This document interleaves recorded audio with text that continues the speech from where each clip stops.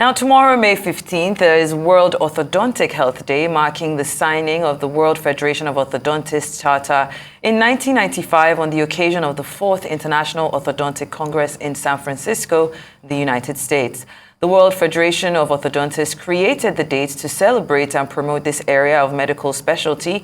And for a chat on the message of the theme of this year's commemoration, my orthodontist and me smiling together, we are now being joined by Dr. Olayinka Adeyinka, an orthodontist and the current president of the Nigerian Association of Orthodontists. Many thanks for joining us on the show. Doctor. Good to be here. Dr. Good morning. Good morning.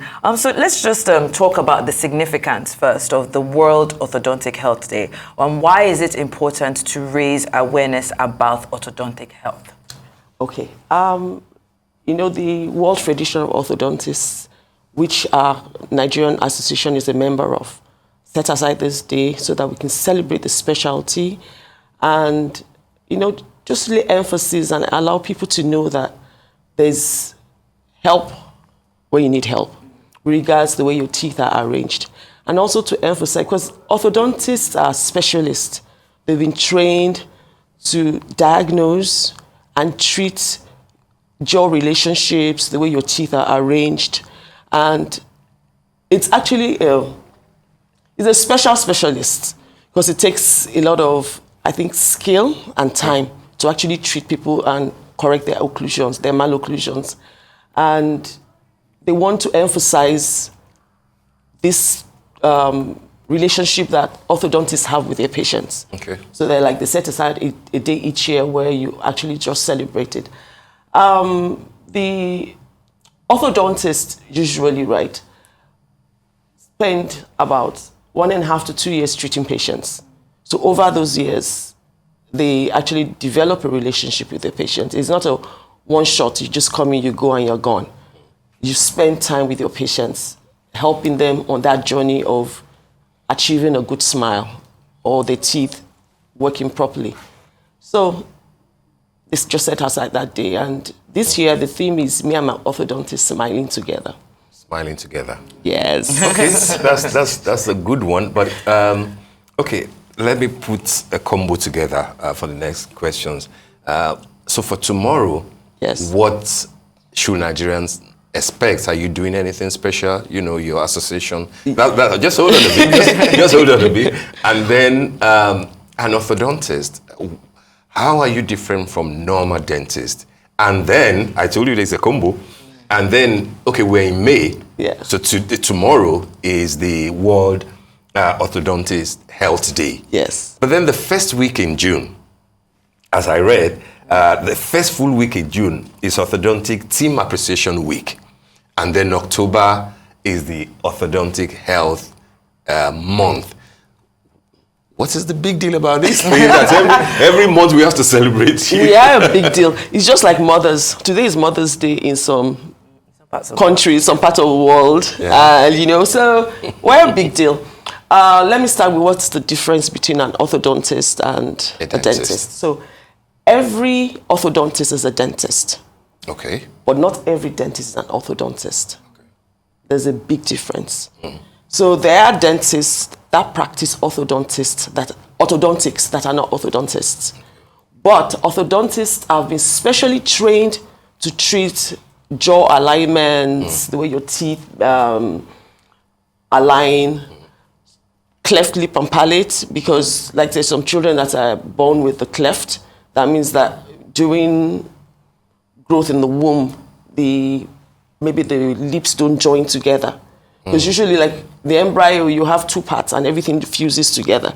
So for some children, for some babies, they don't fuse. So when they're born, they have this cleft lip palate. So orthodontists are also part of the team that help to rehabilitate these children. Orthodontics do, you arrange teeth. And erroneously, people feel that braces is fashion. It's not fashion. There's the aesthetic aspect of it, which I feel is also psychological, can have some psychological effects. WHO, in their definition of health, defined health as a state of total physical, mental, and social well-being. And in the last 10, 20 years, people have come to realize that the way your teeth are lying affects your self-confidence.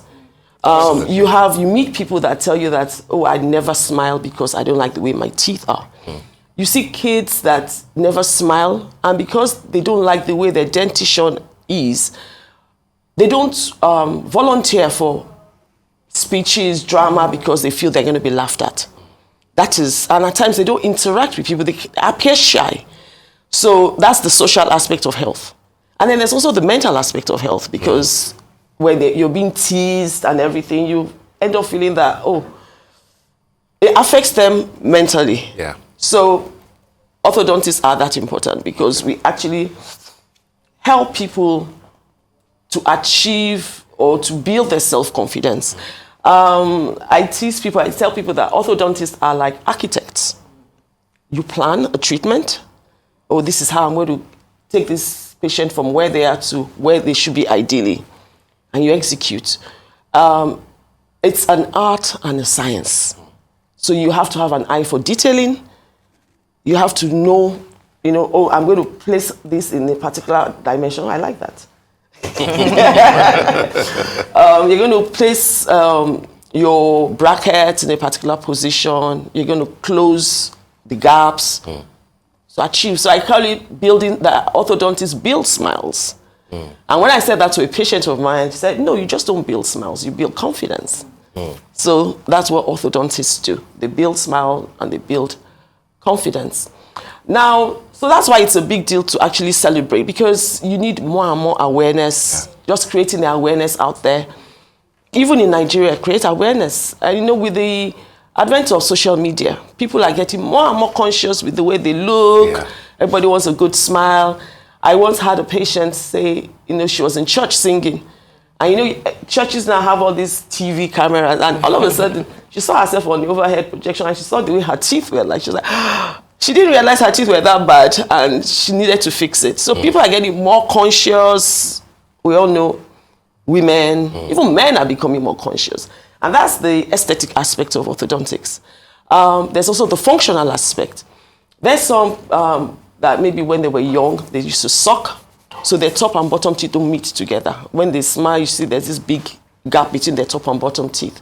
So what it means is that they can't actually bite into things like biscuit, bread. They can't bite into food. They end up taking their food to the side of their mouth to bite, and that affects function. Also, when you take out teeth because of caries, maybe you lost a tooth out of because maybe too much candy, sweets, your teeth start moving. They move into the gap where the tooth was taken out of. And when they move, they don't move in a straight manner. It actually tilts forward. So you find out that you've lost a number of teeth. Your teeth are now not interditating properly. That means they're not meeting the way they should meet. So people are not chewing. So what it means is that you swallow your food without actually chewing properly. And, we know that, I don't know if you know, but we scientists know that digestion starts in the mouth. Because in the saliva, you have enzymes that help break down food. So if you're not chewing, so you need to chew, because when you chew, you mix it with saliva.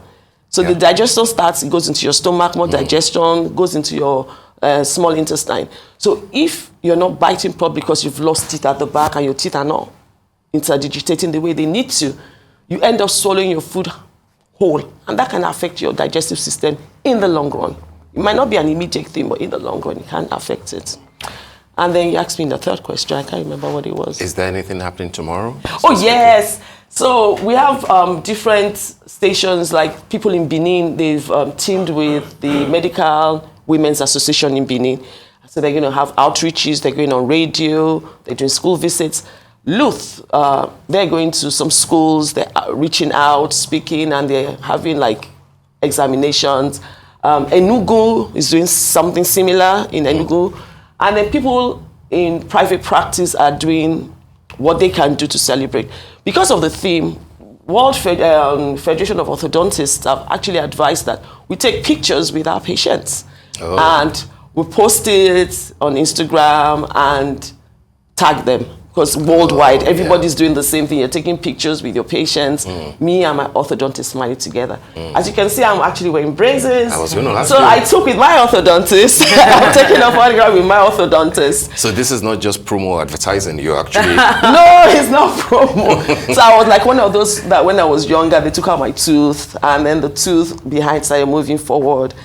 And I knew I needed to do, but I just wasn't pushed. But then, you know, children, oh gosh, children are so innocent. I just say the truth. And you know, so when I'm examining, and then not once, not twice, they're like, Dr. Adeyinka, you know, you need to wear braces. So I just decided to bite the bullet and do it. And then because my teeth were moving together, food started getting stuck in between. And when food gets stuck between, it can create pockets. And that's a lot of pain. You lose bone. So I was like, you know what, just get over and done with. One thing that was stopping me from getting was I love roast corn. And you know, when you have braces, there's some things you can't eat. So I kept stalling. Okay, once corn season is over, I'll wear my braces. And then it comes around again. And then you are love corn. I do. So now you know. So can we talk about some of the common misconceptions? I mean, even during the break, I was doing a little consultation behind the scenes, and even growing up, I remember I had this, you know, what's Yoruba referred to as a G, when you have like a gap tooth. And in some cases where it felt like, oh, it was really nice, I remember being in secondary school and being teased about it. But I was lucky enough that maybe I willed it so that my teeth would start closing. But what were they calling you?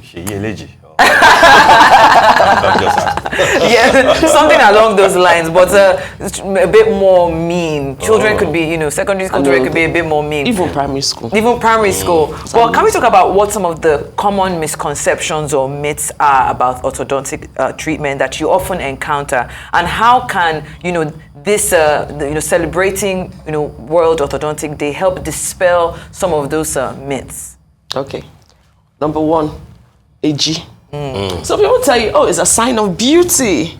But to the orthodontist, that's malocclusion. You're not meant to have any gap in between your teeth. And like I was telling you earlier on, you're not meant to at all. Not at no, all. Because your teeth are meant to actually touch each other. So for starters, if you have a baby and the teeth are actually touching each other, everybody, oh, perfect teeth. No, they're not. When that child grows up and starts to chain their teeth into the adult, they're going to have crowding.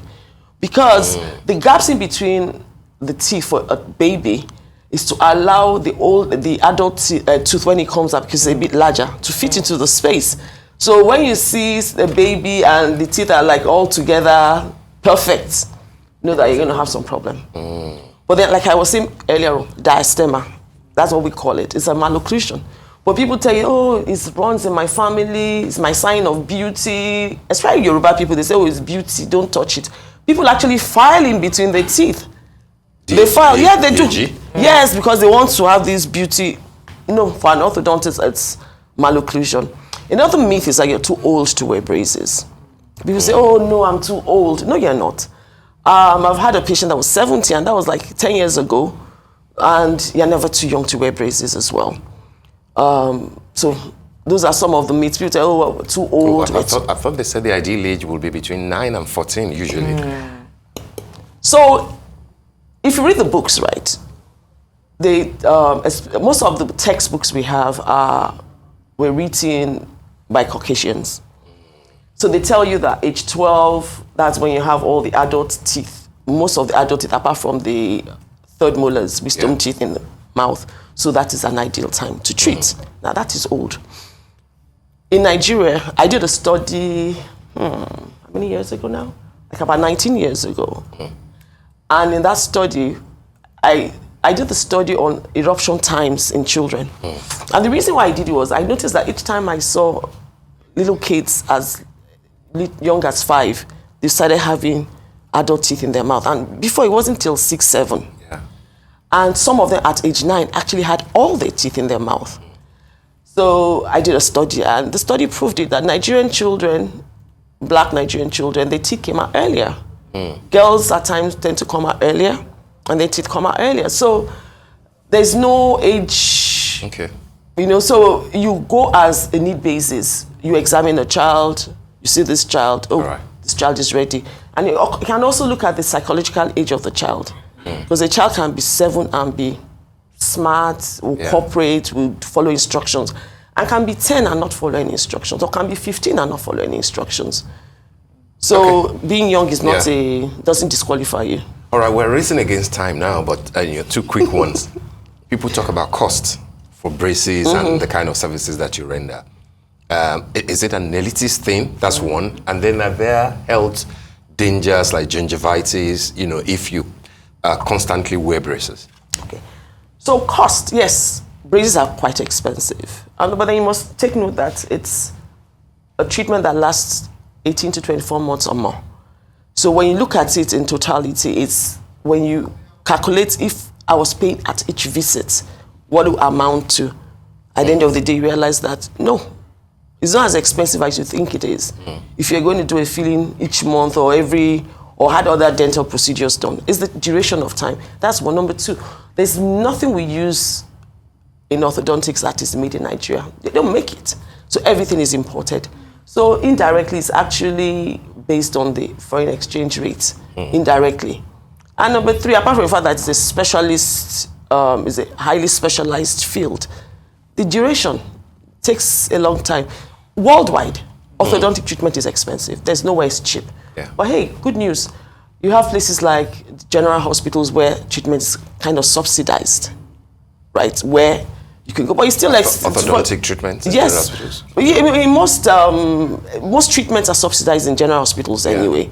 So you have an option between that and the private practice, but you get your value for money.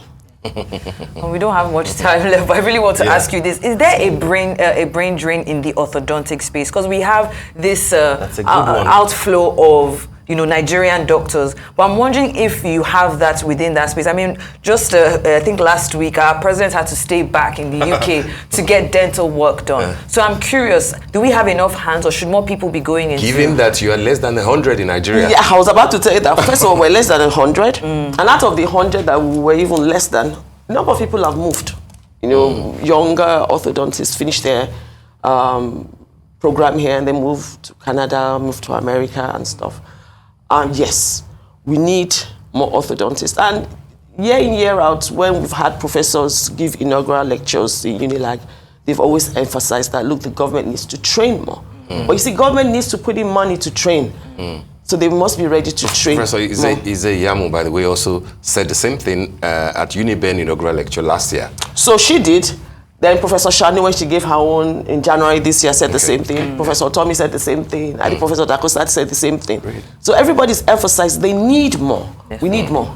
All right, then thank you so much. I hope they don't have to stay back for 5 years after the government. No, that won't fly. That won't fly. Why just dentists or medical? Why not other professions? Everybody. Why nitpick? What they should be looking at is how do we make sure that they're well paid? You have facilities that they can work in. Yeah. Everybody wants to stay home as long as you have facilities to work in and you're not frustrated. Definitely. Good to know that you're not planning to jump out. At this age, no.